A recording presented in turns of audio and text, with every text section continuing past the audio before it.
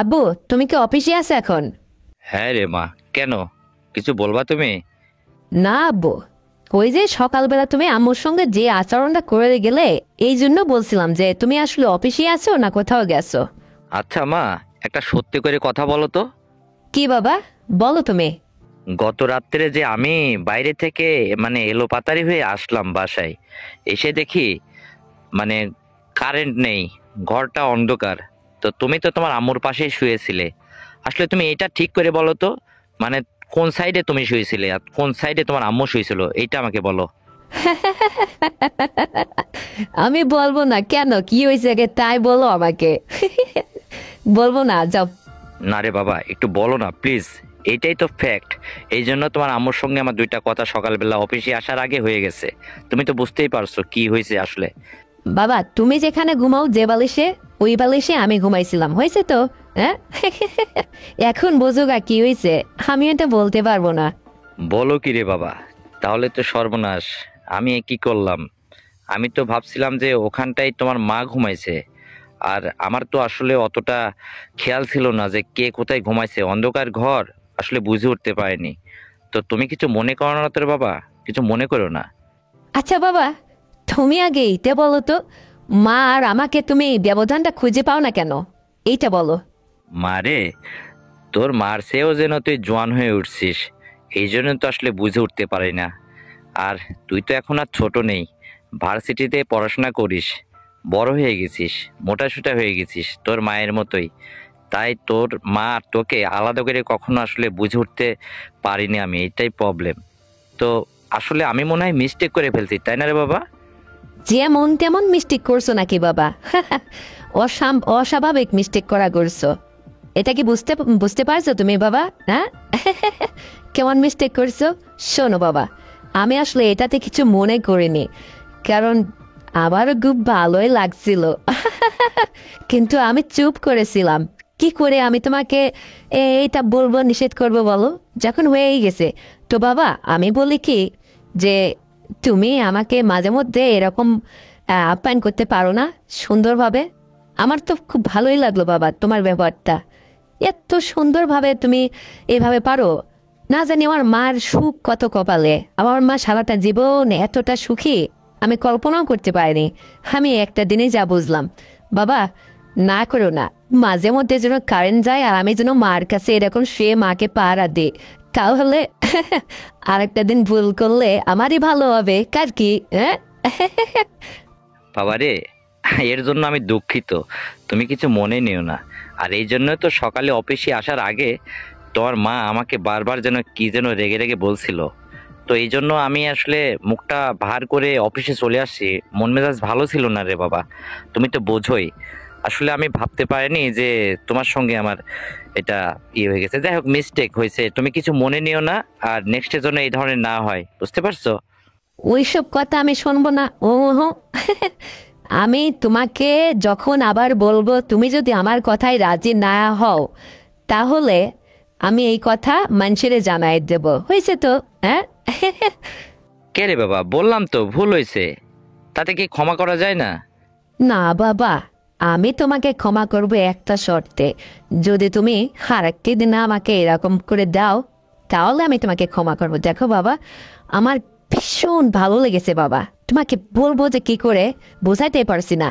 সেদিনের ওই কথা আমার বারবার মনের মধ্যে ভেসে ওঠে, তখন যে আমার কতটা ভালো লাগে তুমি জানো না বাবা। এই জন্য বলতেছি, আমার কি দোষ? তুমি মিস্টেক করছো করছো, তাতে কি হয়েছে? আল্লাহ যা করে ভালোর জন্যই হয়।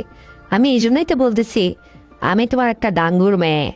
আমি যদি বাইরে আমার বন্ধু বান্ধব দিয়ে আড্ডা দিই, সেটা কি ভালো দেখাবে তুমিই বলো? এই জন্য বলতেছি, তোমার সঙ্গে যখন একবার আমি ফ্রি হয়েই গেছি, তো কোনো কথা বলতে তো আর বাধা নেই। তো এই জন্য তোমার কাছে আমার অপেক্ষা বাবা। দেখো, অত বড় আমার এত ভালো লাগেছে, এত সুন্দর তুমি করো, আমার খুব ভালো লাগেছে বাবা। প্লিজ আর একটা দিন তুমি আমাকে সময় দাও না। আমার খুবই ইচ্ছে করতেছে জানো, আমার খুব ভালো লাগেছে। আসলে জীবনে কখনো এরকম অনুভূতির মধ্যে পড়িনি তো, তাই আসলে মনটা চাইছে। আর শোনো, আমি না তোমার একটাই মেয়ে, কলেজে লেখাপড়া ভার্সিটিতে লেখাপড়া করি। আমার এতদিনের আশা আকাঙ্ক্ষা কোনটা তুমি অপূরণ রাখছো বাবা বলো? আর তুমি এটা আমার পূরণ করবে না, তা কি হয়? ওইসব কোনো কথা চলবে না কিন্তু।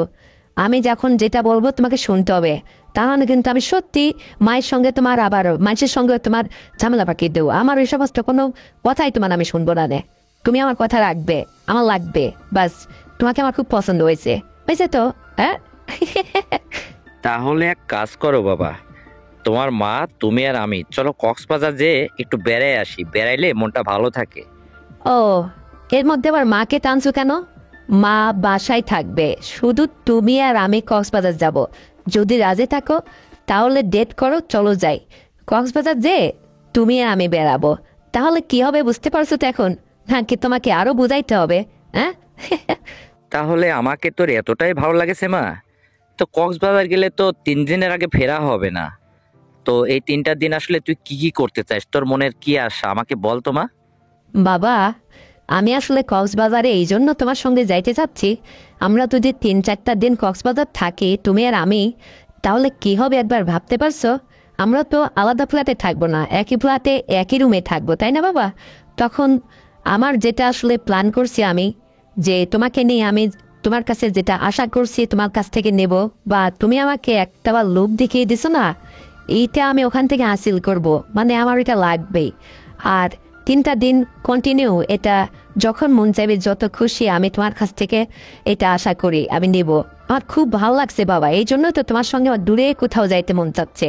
আর তুমি যখন নিজে মুখে এটা বলছো, অবশ্যই আমি যাব, তুমি দিন করো। তবে মাকে নেব না, মা গেলে তো আমার হবে না, বুঝতে পারছো? এই জন্য বলছি।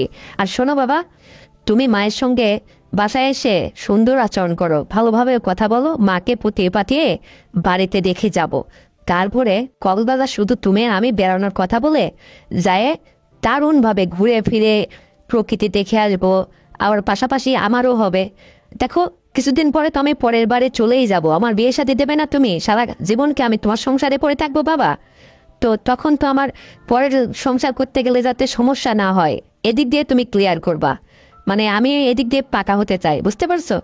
কারণ এই বিষয়ে তুমি আমাকে একমাত্র এ বিষয়ে হেল্প করতে পারবা। আমার দারুণ লেগেছে বাবা, আর তোমাকে যে কি করে বলে। আর সে যত বড় জোয়ান মধ্যে ছেলেই আসুক না ভবিষ্যতে আমার হাজবেন্ড হয়ে, মানে তার কাছে আমি কখনো হার মানতে রাজি নেই। মানে সংসার করতে যা যা লাগে তুমি আমাকে সব শেখায় দেবে। আর তুমি আমার সঙ্গে বিগত দিনে যা হয়েছে, এটা আমি বারবার তোমার কাছ থেকে পেতে চাই, যতদিন আমার বিয়ে শাদী না দাও তুমি, বুঝতে পারছো? এই জন্যই তো একটু সুযোগ খুঁজছি বাবা, সুযোগের অপেক্ষায় আছি। কক্সবাজার গেলে তোমার আর আমার তো মাঝখানে কেউ বাধা হয়ে দাঁড়াবে না। কত সুন্দর সময় কাটবে না সেখানে, কত সুন্দরভাবে বেড়াবো, ওই সমস্ত করব। আমারও ভালো লাগছে। হ্যাঁ, অত বড় ইয়ার মানে লোভ কার না জাগে তুমিই বলো? আমি তোমার কাছ থেকেই মানে সবকিছু শিখতে চাই বাবা। প্লিজ একটু আমাকে নিয়ে বেড়াও, নতুন কিছু দেখাও, পাহাড় পর্বত, জায়গা, জমি, নদী। এই যে কক্সবাজারে যাব, কত কিছু দেখার আছে। আর শুধু তাই না, সেখানে গেলে মনটাও ভালো হবে, প্লাস পাশাপাশি আমার আর তোমারও হবে। আচ্ছা, একটা প্রশ্ন করি বাবা, ভুল করে তোমার সঙ্গে আমার যা হয়েছে হয়েছে, এটা ভুলে যাও তুমি। সত্যি করে বলো তো, মানে তোমার সেই রাতের ওই মানে মিস্টেক করা ঘটনাটা মানে আসলে তোমার কাছে কেমন লেগেছে? তোমার মনের অনুভূতিটা কি? তুমি তো একটাবারও আমাকে জানালে না, আমি তো শুধু বলে যাচ্ছি তোমাকে। বাবা রে, আমারও তো খুব ভালোই লাগেছিল। আসলে সেই দিন আমি বুঝতে পারিনি যে হঠাৎ করে আমার এত ভালো লাগছে কেন। এখন পরে বুঝলাম যে হ্যাঁ, আসলে মিস্টেক করছি। যাই হোক, আমারও ভালো লেগেছে, খুবই ভালো লেগেছে। কিন্তু আমি কি করে বলি বলো, আমি না তোমার বাবা। আমি যদি তোমাকে এই কথা আবার নিজে অফার করে আবার বলি, এটা কি আমার মুখে মানায়? তুমিই বলো। এই জন্য বলছিলাম যে কোনো কিছু না হয় না হোক, এখন তুমি যেহেতু ছাড়ছই না, তো চলো যাক, আমারও ভালোই হবে। এখন তুমি যদি নিজে মুখেই এত করে চাইছো, সেখানে তো আর আমি না করতে পারি না। দেখো বাবা, জীবনে কোনো কিছু তোমার আশা অপূরণ আমি রাখিনি। তোমার লেখাপড়া করার ক্ষেত্রে, পোশাক আশাক, যখন যা তোমার ইচ্ছা হয়েছে সব ইচ্ছা আমি পূরণ করছি।